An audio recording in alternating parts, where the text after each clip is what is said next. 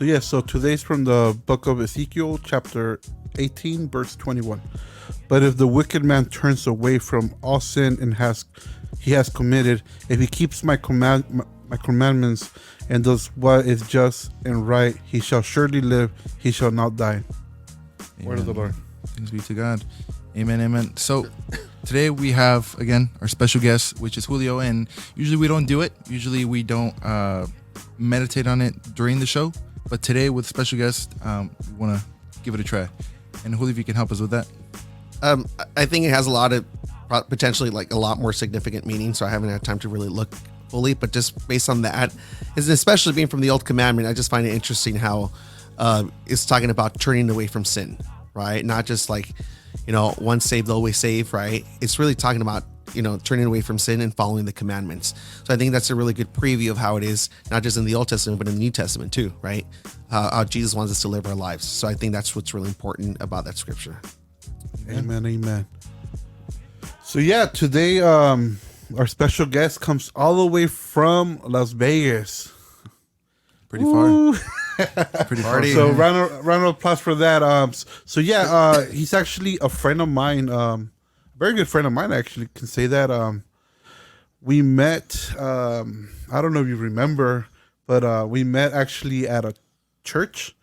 That's right, we did. I was being a little rebel. My parents were going to, prayer ministry. I used to stay in the car and listen to the radio, and Julio happens to pass by. I don't know if you remember the story. Yeah. You pass by and you just knock at my door and go, "What are you doing?" And I'm like, He saw a big shadow, masculine man, walking by there. Yeah. So he asked me, like, "What are you doing?" And I tell him, nothing. My parents go to prayer group. I stay in the car. And actually, he says, "You know what? There's actually ministry for actually youth. We were still underage. We were in high school. You must have been what? 14, 15. 14, and I'm like 1 year older, so it must have been earlier than 15, actually. Yeah. It must 14. Have been. We were young. Really young, because I'm only like a year older than you, I think. Mm-hmm. So and from there, then we realized we go to the same high school. We were actually in the same weight training class. Weight training, as you can tell. As you guys can tell, we continue that. We continue that lifestyle. But from there, Julio, can you mention a little bit about that ministry? Where we met. Yeah, well, first of all, I want to say I'm disappointed because I thought this was a Joe Rogan podcast. But that being said, I'm just kidding. I'm kidding, everybody. It was at St. Bernard's. Are we allowed to say? Yeah. St. Bernard's, yeah.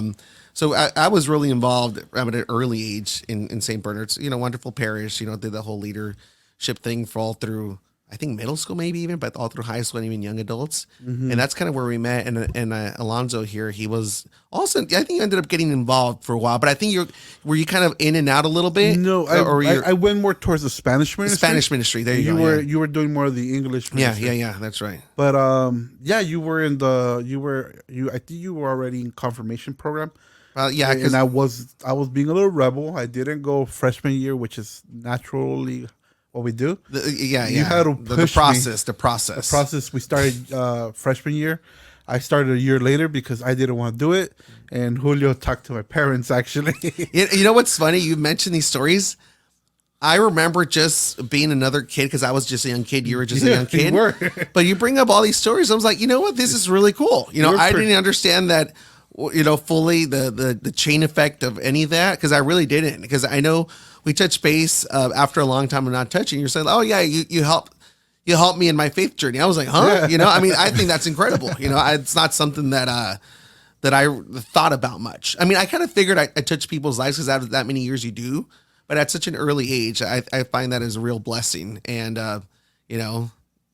I just think that's awesome to hear. So, and it's rare. It's rare. It's rare because it's happened to me. I've had people come up to me and they're like, "Hey, my kid goes through this and that. Can you talk to him for a bit?" It's like, what do you want me to say? Like, maybe I'm probably worse than him. So worse than him. No, but like that shows the importance of actually, peer ministry. It is. That's because it was not an adult telling me I have to go to church. which that's what my parents were doing. They were Yeah, telling me yeah. to go to church, and they got me as far as the parking lot, right? And so here comes, this other teenage boy telling me about ministry, and it just, I guess it was a lot easier to listen to somebody my age, because you found it interesting. I guess I was like, I did, yeah. I was like, well, I want to know why he's so interested in it. I'm not. Let's give it a shot. I don't know about you, Kike. I know you were very young too. You talked about you were very young when you were involved with Guadalupe Radio. Yeah. You were about that age too, right? Like 13, 14, and you were already working in ministry. Yeah, no, it started at 13. I mean, the episode's not out yet, but I'll get more into there. But yeah, I was 13. I was just intrigued with everything that was going on there. I would listen to stories from parents saying like, oh, well, my kid is this and that. It's like, well, I can't really do much. I mean, what do you want me to say? I'm just a 14-year-old kid who is intrigued and interested in knowing more about ministry. And again, for me, the thing that called my attention was the altar serving, and I think that God used, the technical part a little bit more to support it. Obviously that's how Imago Dei came to be, right? It's just the beginning of that that dream or that wanting to do something like this, right? So yeah, I mean, I was young, and as I mentioned earlier, I mean, I think it's kind of rare. I mean, I don't know, Julio, what do you think? Do you think it's something rare that you see people like this? I do think it's rare just because there's not many of them.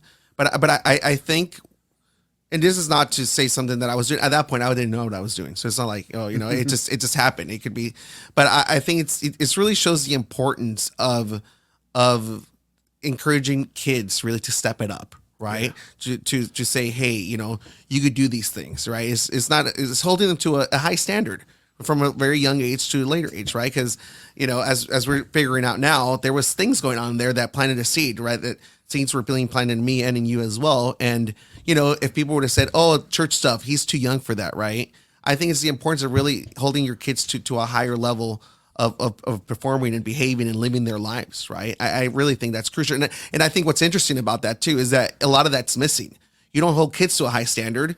Where does the line end? It doesn't end. Then guess what? You don't hold college students to a higher standard of behaving, of acting morally, of how they should live their lives. And that translates to adults now. So it seems like that line just gets pushed further down because it does not start at a young age. So I think that's what's really important here. It's just, we're talking about how kids are behaving, right? The kind of change they made. Mm-hmm. And we're talking about adults now that are a lot of those kids, and, they haven't grown up with certain things, right? And look at the way the world is right now, right? It's in many ways it's broken, but I think it's because of that, underestimating what kids and young adults could do, or high school students could do. Yeah, I mean, I remember back then, they used to tell us we are the future of the church.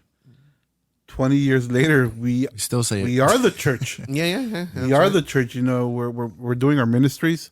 Kike and I are blessed to be in this ministry, Imago Dei. We're gonna get into your ministry that you have right now, but let's talk a little bit about the problem that we have here in America. In this, from what I know, it didn't really affect you, and what I'm talking about is losing your faith through college. Can you talk a little bit about college and how you kept it up? Yeah, or maybe you did fall. I didn't know, and it was for me to know. But a little testimony on that. Yeah, of course. And I mean, I don't know if I ever lost my faith. Obviously, I was a sinful person too. I fell into sin at just like anybody really. But I want to say there's sometimes you look at your past, you're like, okay, I was dumb or whatever. I shouldn't have done that. Yeah. So there was definitely those amounts. But when it comes to losing my faith, I don't think I ever did. Because even during the days where I felt further away from the church, I still prayed, right? I still went to church and everything. So it wasn't really that. But I did have a lot of obstacles. And I think the obstacles is where things come in. Ministries fall apart, for example, mm-hmm. right? You had issues with leaders that came apart. You feel like you were kicked out. You had issues with priests, right? You had many things that make you want to leave. And you start to understand why people leave the church. You truly do. Now, that doesn't mean it's not that it's justified, I should say. It doesn't mean it's justified, but you do understand that, right? And I think understanding why you're still in the church is critical to having a strong Catholic faith. If you look at, if you understand you're there because of Jesus, right? You're there because of the Eucharist. You're there because of the sacraments, right? It really doesn't matter what happens, right? You could hear, people have arguments over different bishops or whatever that may be. It really helps me now understand even more why I'm so grateful that I stayed really with my eyes on Christ, right? Even through my sinfulness, even through my life, even where things I didn't maybe even want to go to church, I still continued to do. So it was more of a discipline. And I think that translates to discipline in other areas in life, right? Whether you're a husband, you're a dad, you're a brother, is that discipline that is lacking in the world. And I think people are so emotional, so sometimes so fast to where if it doesn't feel like I'm welcomed here, it's like, well, therefore it's not real. And I think it really helped me now, or even realize even why it's so more important to have a faith that touches your heart, but at the same time, God gave us a head, a brain, and a heart, right? And we should use both of them. Correct. So yeah, like actually this week I learned that 4 out of every 5 Catholic students lose their faith through their higher education, and it sounds scary, but at the same time, in the past 5 years, the church has grown like 10%. Where has it grown? A lot of it is actually people that walked away from the faith and realized that they were in the true faith once they, quote unquote, explored what's out in the world. Because, a lot of us, we are cradle Catholics, and that's usually who steps out of the faith. People that were born into the faith, and they don't appreciate the faith because they tell you that grass is greener on the other side, and then you go to we have our problems. You go to this other church, and you realize the same problems are there, because the problem is not the organization, which is the Catholic faith. The problem is our humanity, and that's why we need God. And God is calling us so He can heal us and He can comfort us when we do fall. That's right. So yeah, the faith is growing, even though numbers somehow look scary, but we are growing. And I would say that's okay too, if I may. I mean, if it happens, obviously we want a strong church. Yeah. At the same time, you also don't want, this illusion of people that don't even believe in the Eucharist, right? That are not even attempting, right? Correct. That's a disservice. There's scandal that could happen, right? Oh, that person says he's a Catholic, or I'm a Catholic, but I believe in all these different things that are non-Catholic. Really, I mean, I think it's okay, preferably not, but it's okay to have a smaller church that's stronger in faith. I mean, it creates those warriors, I mean, as opposed to having to fight through so much. In addition, Catholics going against Catholics, like saying, or you probably heard it, right? The whole, well, I went to a Catholic high school, and it's like they wear it as a badge of honor that they have a certain level to speak higher about church issues because they went to a Catholic school and they're not Catholics anymore. They're not Catholics. I mean, you anymore. hear that left and right, right? So that's part of it. And part of it is just bad catechize from the church, but the other part is bad catechism from our parents, right? Because the church is not only meant to be lived on Sundays. It's meant to be lived at home. That's right. Right. And so there's fault for all of us, not just our priests, also our parents and ourselves, because we are lazy. How many of us take time to look at our history or where Mass comes from, because, Protestant brother can come to us and knock us out of the horse just with one Bible verse that looks very, very bad against our church. But we don't we don't take time to actually read the whole book to understand where that criticism comes from. That's right. Or who it was being used to for, and we realize it wasn't meant to be for the Catholics. It was just a situation at that historical moment. Yeah. And they're, our Protestant brothers are just twisting it. Yeah. And what's something, I mean, you guys said it earlier about that the church is, losing followers. I mean, I don't want to say daily. I mean, maybe there is, right? But it comes to, the quote that comes to mind is when Pope Benedict was still Cardinal Ratzinger, he said, what did it say? Oh, from the crisis of today, the church of tomorrow will emerge, a church that has lost much. She will become small and will have to start afresh, more or less from the beginning. I mean, that's something that kind of stays in my mind because you start hearing all these scandals. You start hearing people leaving the church, blaming everything on the Catholic Church. It just comes to show that Pope Benedict prophesies this, right? Saying that the church is going to get smaller, more people are leaving. And I guess sometimes people might start freaking out. They might start saying, oh my goodness, everybody's leaving. What's happening? Is this the one true church? I mean, well, you have to also think about how the church began, right? The church didn't begin with like 20,000 people. I mean, the Catholic Church began with 13 people, including Jesus and 12 apostles.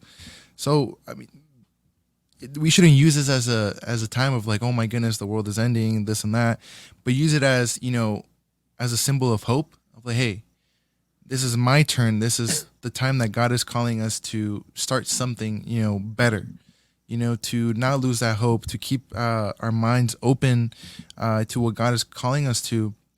And this whole quote has been on my mind since the beginning of the pandemic, right? 2020.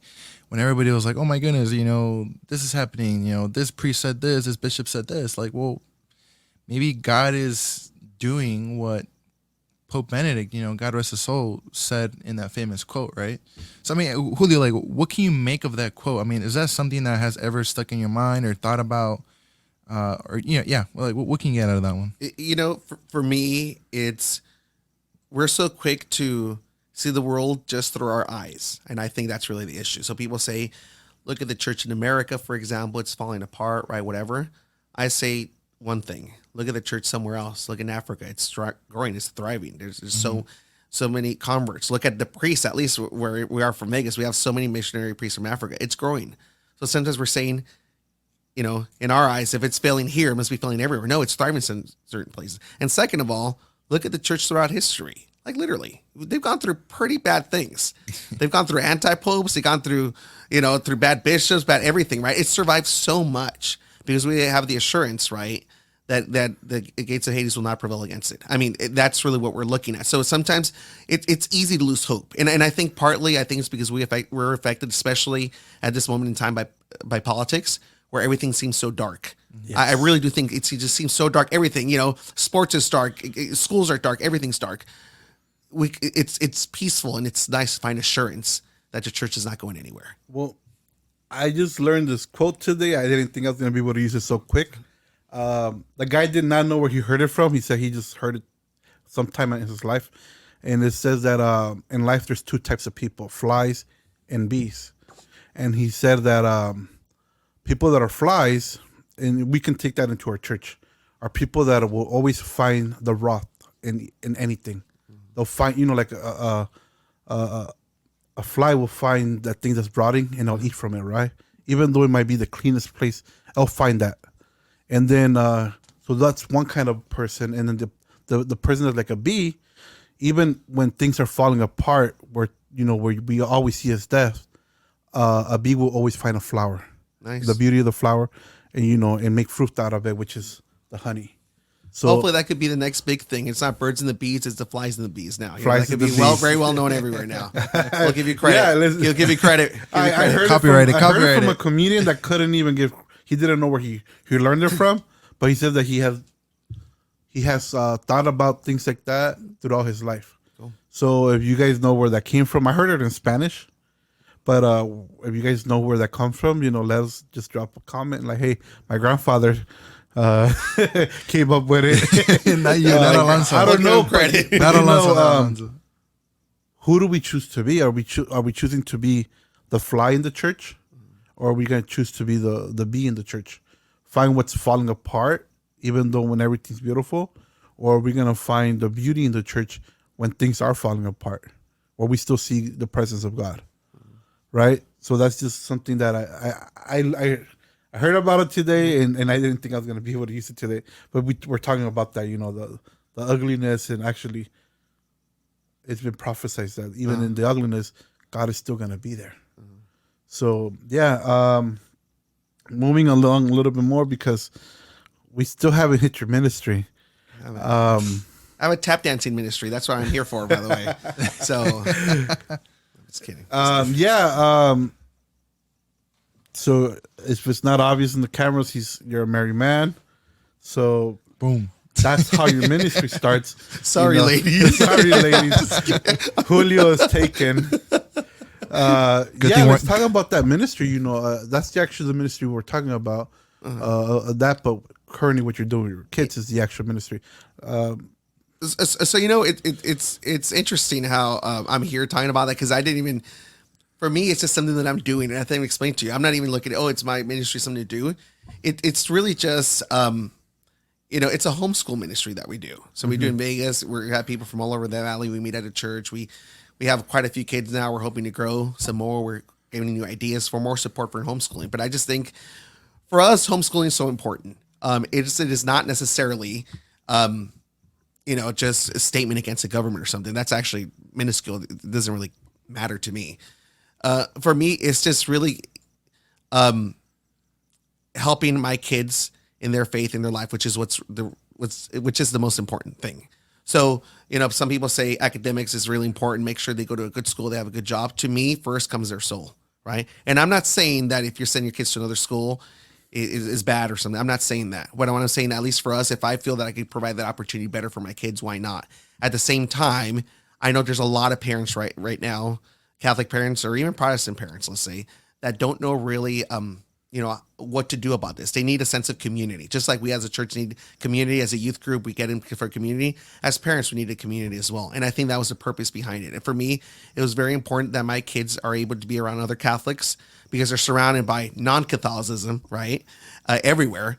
And they have a Catholic community of kids, of friends, of kids that they grow up with, where they could pray together, they could go to adoration together, they could go to confession together as they grow.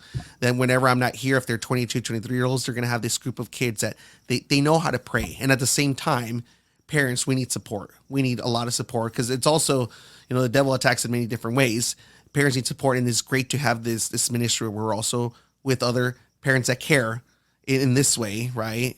To be together and supporting each other as well. So what I find interesting, just go a little bit back on, I want to know how you took that decision, because I know you and I come from a humble, family.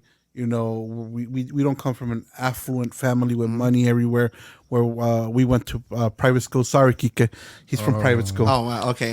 It's okay. We went to public school, right? You and I. What make you, and you turn out to be all right.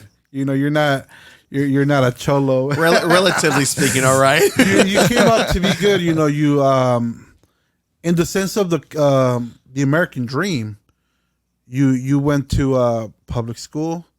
You went to not only college, but you went to higher learning, right? You got your master's, I believe. Yeah. And you have your house, and you have a family.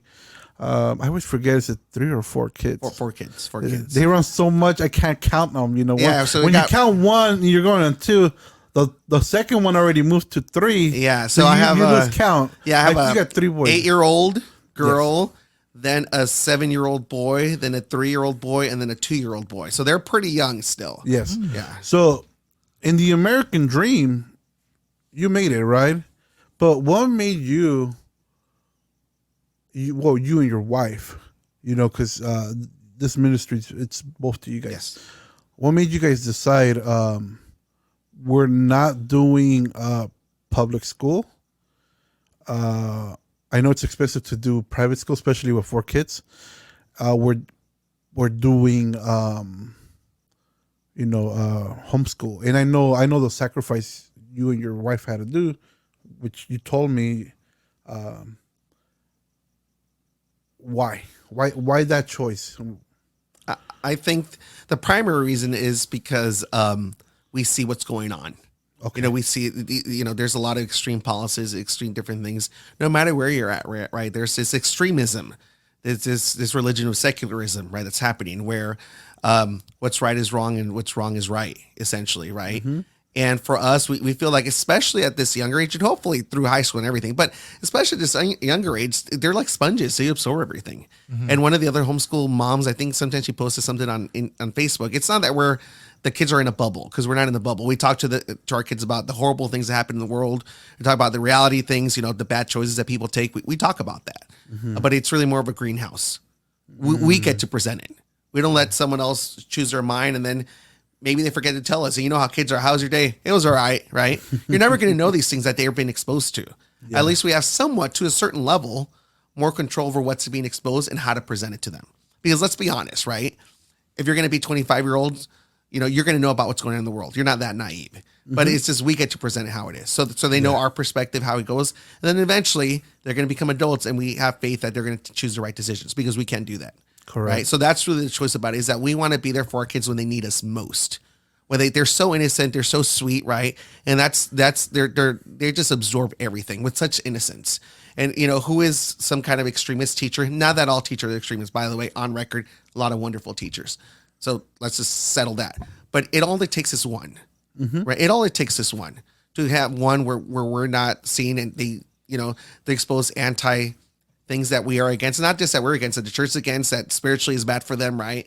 The extremist points of view, extremists, because they're not moderates, they're extremists at this point. That's the reason why we have better control. It's not 100% perfect. And again, we have many different families in our ministry, so they get exposed to other things too, but at least we have some kind of a control. And I think at this point it's a time when the kids want to be with their parents, because that's what's normal. That's what it is. That's what it's about, Yeah. And like I said, your choice has, it has wonderful, outcomes, but also sacrifices, right? And, one of the sacrifices that actually your wife mentioned was she gave up or paused, I don't want to say give up, because she paused her career, correct? She gave it up. No. No, she paused it. No, it's I'm super encouraging of that. I really am. Sometimes it's a little bit more difficult, but yes, you're right. It takes a sacrifice. It reminds you of taking your kids on vacation.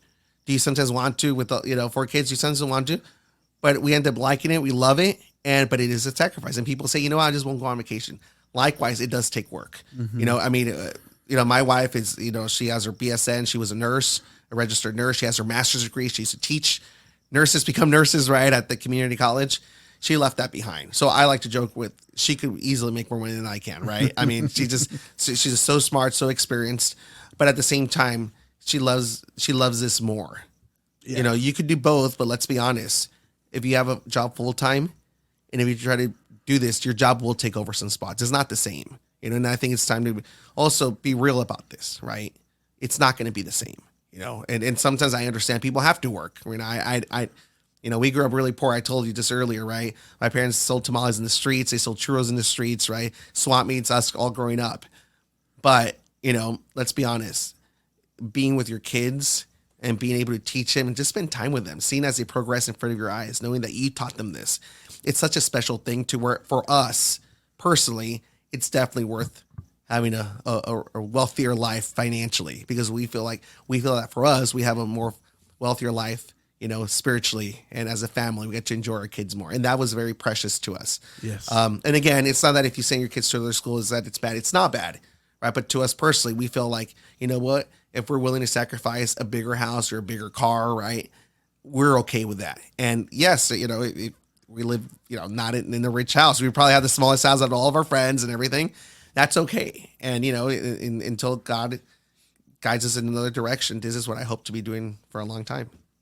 And I think you mentioned your parents, that sacrifice. You remember it, right? And you remember your parents. And I think you appreciate that more, right? As you get older, you understand, or you understood what was going on, and you just appreciate your parents more. And your kids, when they get older, they're gonna be able to appreciate that from you and your wife. So yeah, you're cultivating right now, right? You're cultivating the family, the bond, I would say, the family bond, yeah. And you're teaching them about the religion, which is pretty hard. Even in our faith right now, there's still a crisis within the church, but you are able to control that. Yeah. Sorry, and I wasn't saying when we say control, we're not talking about that helicopter parent. It's just you are filtering the bad stuff from the good stuff. Exactly. With a more control. And we're filtering, we're still presenting it, right? Yes. But it's just, we got to present it to their correct age, to where they're at in life. To me, and the other thing's important, because the more realists we are, we again, we can make more money, right? We can make more money. We can have a bigger house.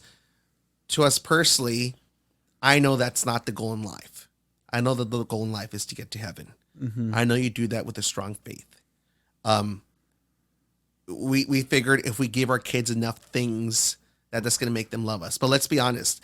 You don't probably don't remember what your parents got you when you were 8 years old or 7 years old, or what they gave you for Christmas when you turned 14. You probably don't remember. What you remember is the memories with them. Yes. And I have a hard time believing that if you dedicate your, so much time and energy and effort and love to them, especially love, that they're going to grow up hating you. It's just effectively not, that's, I think, what's missing a lot. It's just that we're so used to, especially here in the U.S. and things, right? Oh, and not just us giving them things. They need to get the good things, the good education, the good job.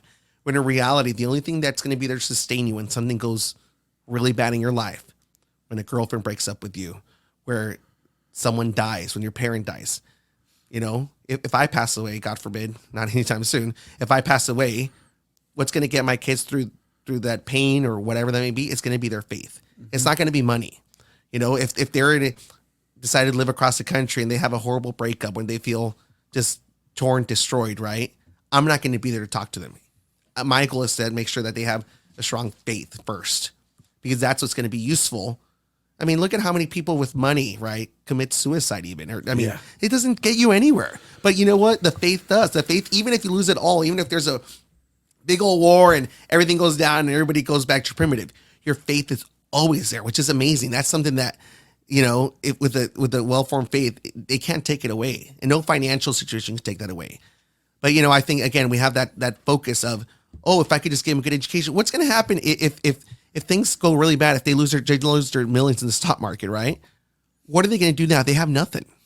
I mean, it's sad, But and that's part of the reason, again, homeschooling. We really want to instill that belief in, and you do that, by the way, not just by saying send them to first communion classes, go pray at the church. They have to see me pray. So I pray in front of them. We pray the rosary, right? They have to see that it's real to me. And I think that's what we're talking about, people leaving the church too. It's all interconnected, right? We all know it's interconnected. Yeah, so talk to us a little bit about the group. You mentioned the group. How does that, just for people like me, and how you were before, we're coming from public school setting, and we hear homeschooling, we're thinking about mom or pops. Usually we think about mom, in the kitchen teaching them everything, and then they grow up isolated. How is that not the reality? Because you talk about the parent cohort, right? I hear that a lot from you, because you talk to me like if I'm in it, and I'm like I'm understanding it, but to our listeners that never heard this before or have the same picture that I had, how can you explain how that's not the reality, that you're not teaching your kids isolated, and when they grow up, they're gonna be non-social. Non-social. Yeah. I think every listener, every person that's watching or listening here, has to throw everything they know about homeschool practically out of your brain and into the trash, because it's not just because that's what you should do, but it's because it's changed a lot too. So we actually, last weekend we went to Utah. We were in Utah, and our daughter has soccer friends, right? We had a tournament. They won first place, by the way. But it was, they're surrounded by people, there's extracurricular activities that you do. So I think homeschooling was tough if you live in a farm in the middle of nowhere. Let's go to Montana in the middle of a town and I'm going to homeschool my kids. You're not going to see anybody. Yeah. It is so different now, right? So what we do is that we get kids, Catholic kids from all over the valley, right? From all of Las Vegas Valley. We meet at a church, and they gather weekly with their own group of friends that they could build friendships with, that they could talk to, they get accustomed to, right? And then they stay in their groups and take classes together. Because my idea was, if they're being homeschooled, why not do it together, right? That was really what I told my wife. Like, if they're homeschooled, we know a bunch of other kids their age that are doing homeschool. Let's get together one day. And all of a sudden you get a lot of people, right? And I'm not the first one to do it, but that's just the thought about it, why we wanted to continue something like that. It's because why not do it together? And that's why it's so social there. You know, I mean, and just so you know, it's not just homeschool. These families are like families to us too. They're super good friends. They go to our birthday parties. We go to theirs. They get invited over. We go to theirs in the middle of the week.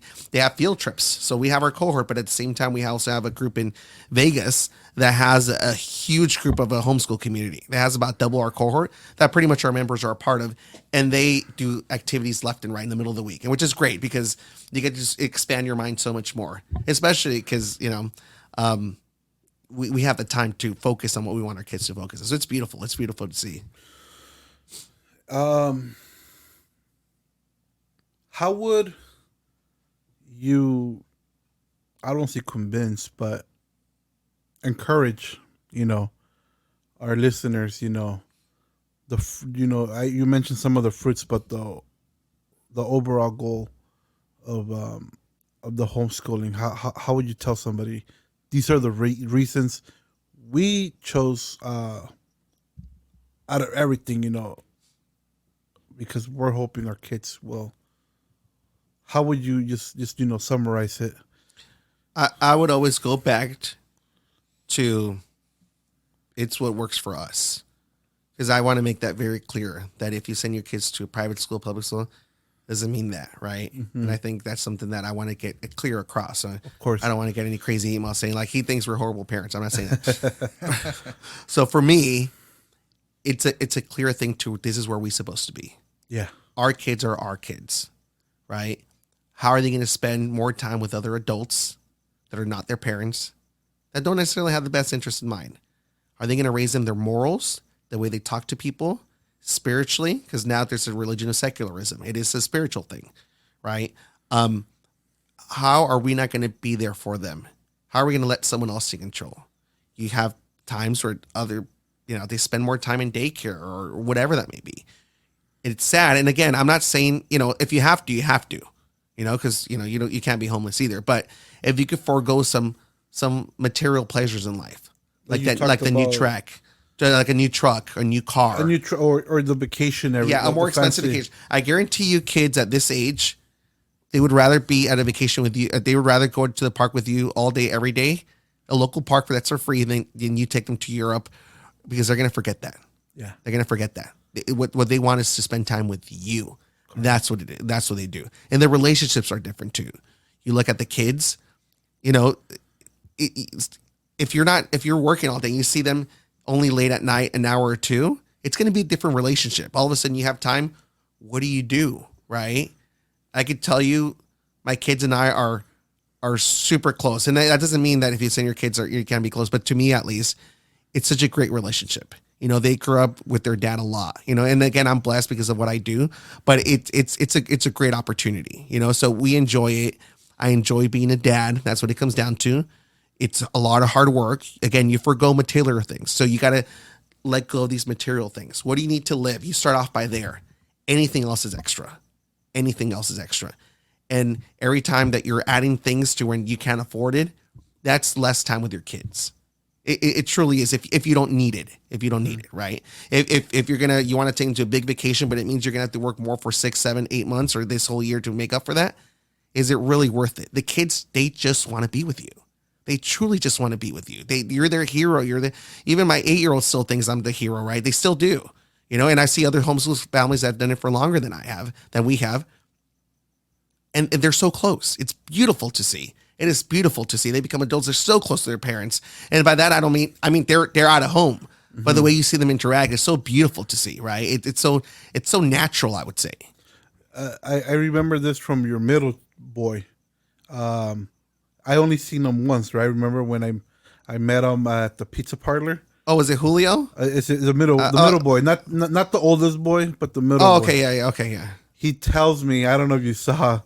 He said, "You're my friend." He told me, and I asked why. We just met, and he goes, "Because you're my dad's friend. That makes you my friend." And I just it hits me how what you're saying, how important it is for them to actually be able to look at their dad and trust them, right? Mm-hmm. How many of us grew up with our dads?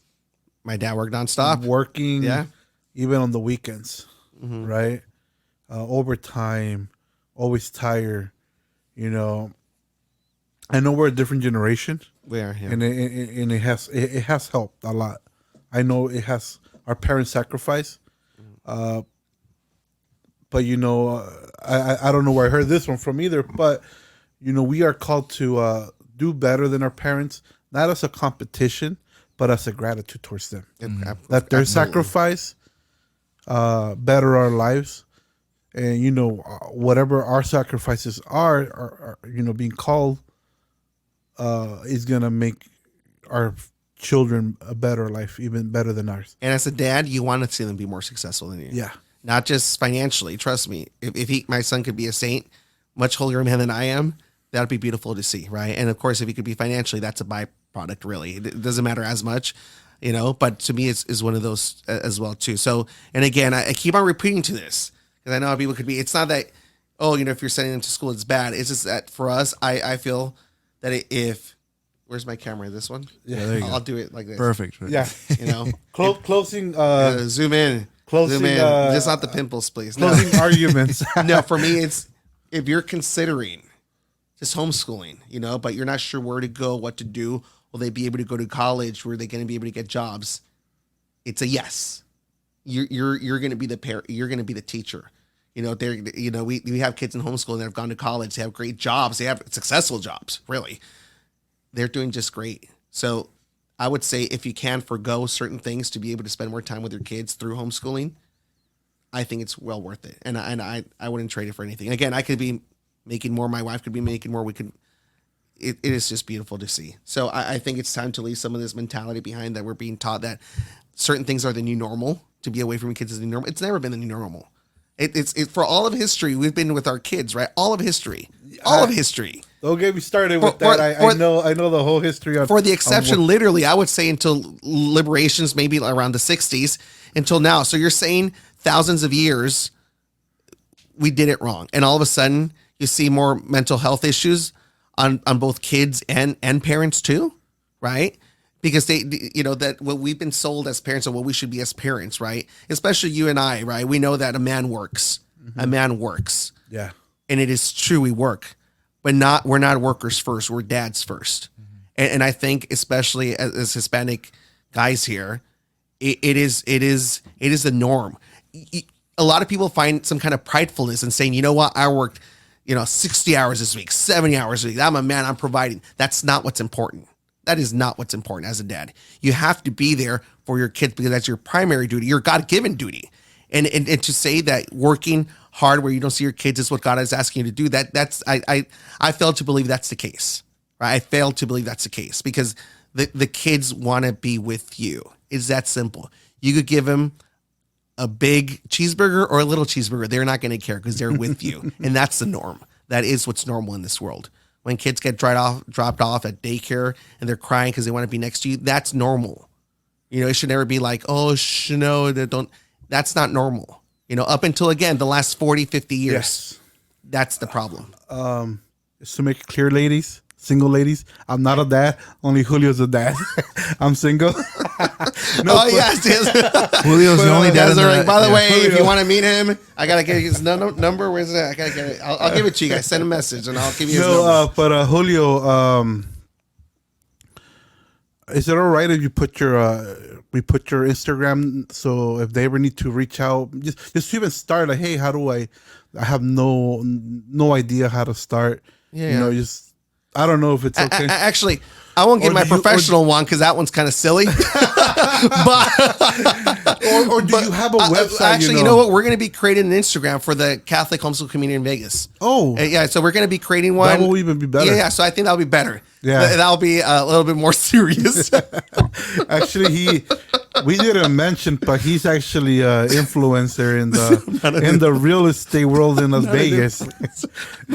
Don't listen to him. Just don't watch it. It's silly, but it's funny. And it's okay. So as you could tell, I like to enjoy life. I like to be silly. I like to be dumb. I think it's fun. And I think that's part of the joy in the Lord. I think that we look at, right? You have to be joyful. You have to be happy. You can't be walking all depressed and talking about Jesus. How I love my kids, and you're all there walking depressed.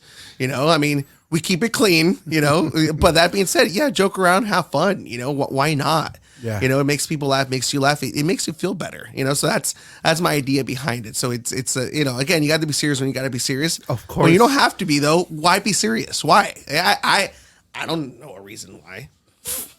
Well, Did I sell? just to our audience, we are a very serious podcast. Very serious. Just today we're bringing the mold. I'm just playing Julio. But well, thank you very much, Julio. Any final thoughts? I know we ignored today Kike because he is from the private schools. He's, when I walked in here, he seemed kind of snobby. I think that's because he was He went to a private school. Yeah, there you go. Any closing thoughts though, Kike? Hey, well, before we get there, just because, obviously I'm a product of private school, but seeing other kids that went to private school with me, they didn't necessarily come out the best before they entered. So, I'm not saying private schools are bad. I'm not saying public schools are bad. I'm not even saying that homeschooling is bad, right? But, even in private schools, you have your own little defects there. And I would say, if I may add, because I want this podcast to go longer, is I would say, Kike, the people that turn out with their kids doing pretty well or, in the faith are probably not because of the school. It's because the parents prayed at home. And that's the difference too. Yeah. They didn't say, I'm going to send them to private school and that's it. No, the parents prayed at home. They took their faith seriously.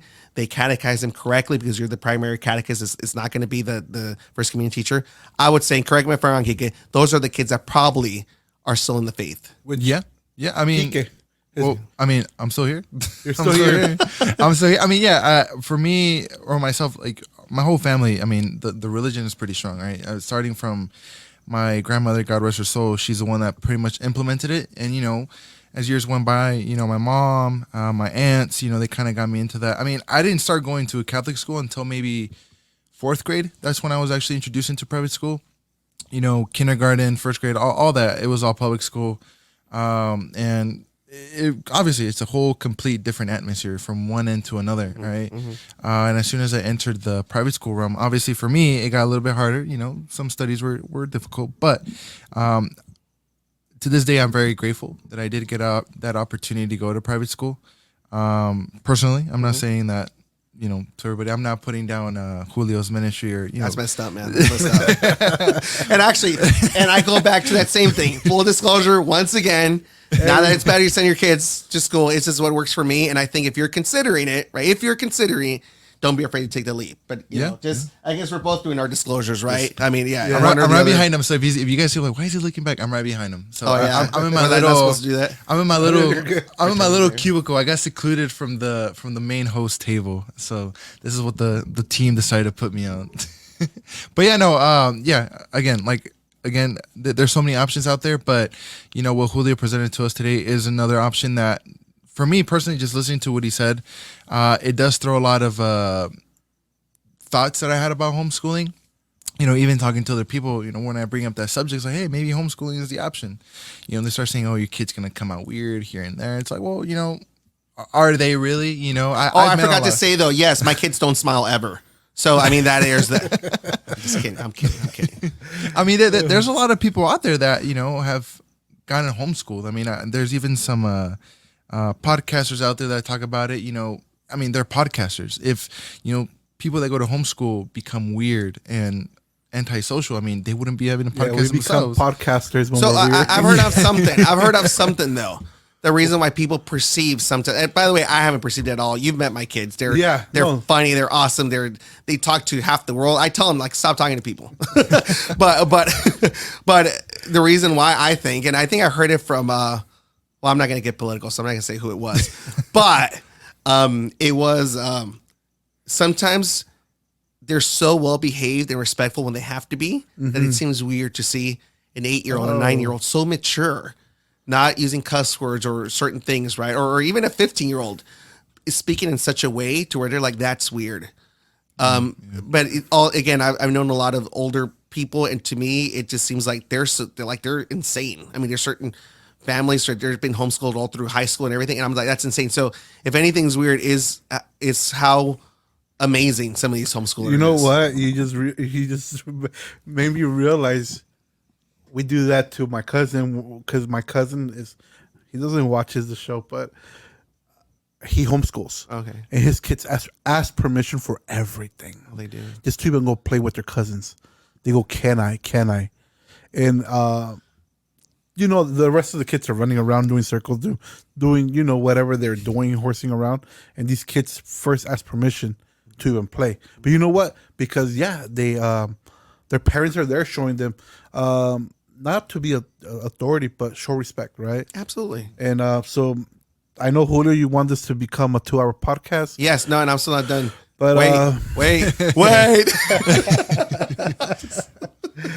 We just want to, Next time. give you thanks because I know you're here on a business trip, Thank you. and you made time, to come from the valley.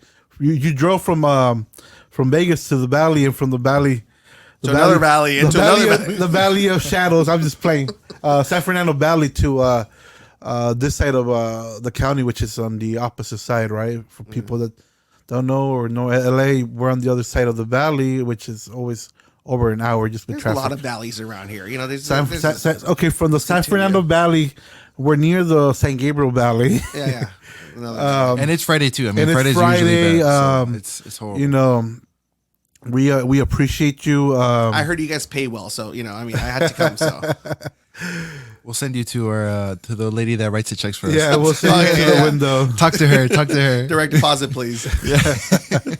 Well, thank you very much, Julio, for making time for us, making us smile on this Friday.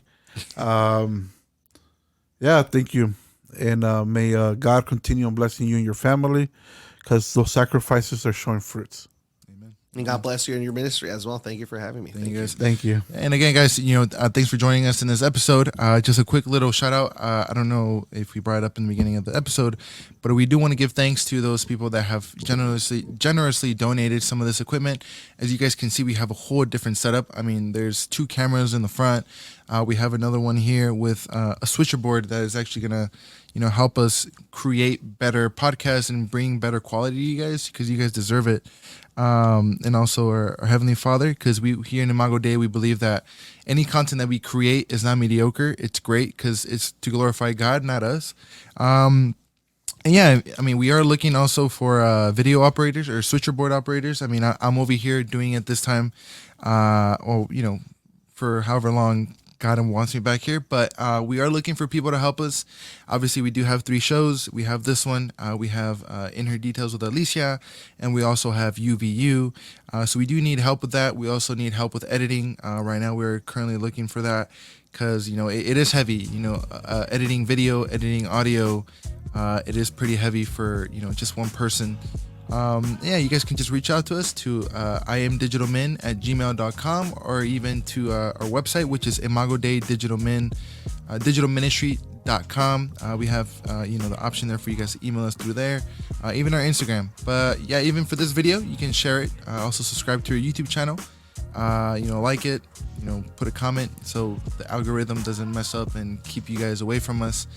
But yeah, that's pretty much it for today. Julio, again, thank you so much for being in the episode with us today, and also thank you for leading this episode today. It was a different type of episode today, but yeah, guys, thanks again, and we'll see you guys till next week. God bless.